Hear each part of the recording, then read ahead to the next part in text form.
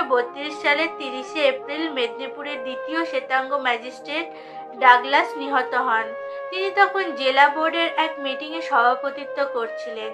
Police প্রহরী মোতায়েন ছিল।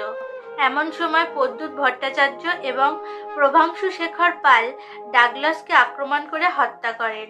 প্রদ্যুৎ তার সঙ্গীর পলায়নের সহায়তার জন্য পিস্তল সহ রুখে দাঁড়ায় এবং ধৃত হয়। প্রদ্যুতের বয়স তখন মাত্র 20 বছর। তিনি তখন মেদিনীপুর কলেজে পড়তেন। প্রদ্যুতের সাথীর নাম বের করার জন্য তার উপর অকথ্য অত্যাচার চলতে থাকে, কিন্তু তিনি কোনো প্রকার দুর্বলতা দেখাননি। 1933 সালের 12ই জানুয়ারি প্রদ্যুতের ফাঁসি হয়।